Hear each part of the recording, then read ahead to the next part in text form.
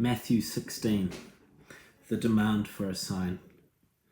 The Pharisees and the Sadducees came to Jesus and tested him by asking him to show them a sign from heaven. He replied, "When evening comes, you say it will be fair weather, for the sky is red in the morning. Today it will be stormy, for the sky is red and overcast. You know how to interpret the appearance of the sky, but you cannot interpret the signs of the time. A wicked and adulterous generation looks for a sign, but none will be given except for the sign of Jonah." Jesus then left them and went away. The yeast of the Pharisees and Sadducees. When they went across the lake, the disciples forgot to take bread. "Be careful," Jesus said to them. "Be on your guard against the yeast of the Pharisees and Sadducees." They discussed this amongst themselves and said, "It is because we didn't bring any bread." Aware of their discussion, Jesus asked, "You of little faith, why are you talking among yourselves about having no bread? Do you still not understand? Don't you remember the 5 loaves for the 5,000, and how many basketfuls you gathered? Or the 7 loaves for the 4,000, and how many basketfuls you gathered? How is it you don't understand that I was not talking to you about bread? But be on your guard against the yeast of the Pharisees and the Sadducees." Then they understood that he was not telling them to guard against the yeast used in bread, but against the teaching of the Pharisees and the Sadducees. Peter declares that Jesus is the Messiah. When Jesus came to the region of Caesar the Philippi, he asked his disciples, "Who do people say the Son of Man is?"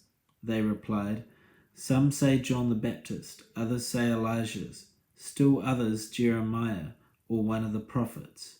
But what about you?" he asked. "Who do you say I am?" Simon Peter answered, "You are the Messiah, the Son of the living God." Jesus replied, "Blessed are you, Simon, son of Jonah, for this was not revealed to you by flesh and blood, but by my Father in heaven.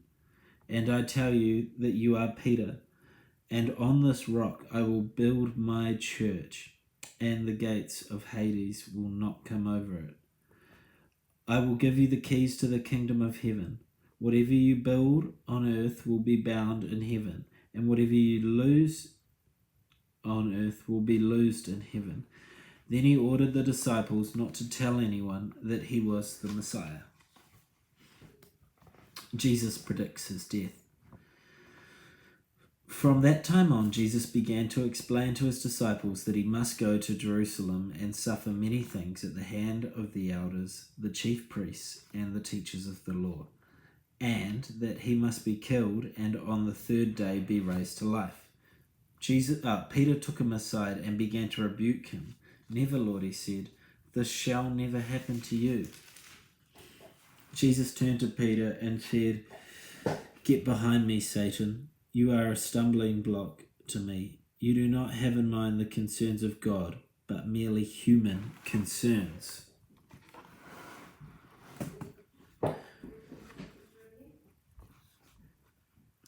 Jesus turned and said to Peter, "Get behind me, Satan. You are a stumbling block to me. You have in mind the concerns of God, but you do not have in mind the concerns of God, but merely human concerns." Then Jesus said to his disciples, "Whoever wants to be my disciple must deny themselves and take up their cross and follow me. For whoever wants to save their life will lose it, but whoever loses their life for me will find it. What good will it be for someone to gain the whole world yet forfeit their soul? Or what can anyone give in exchange for their soul? For the Son of Man is going to come in his Father's glory with his angels, and then he will reward each person according to what they have done. Truly I tell you, Some who are standing here will not taste death before they see the Son of Man coming in his kingdom."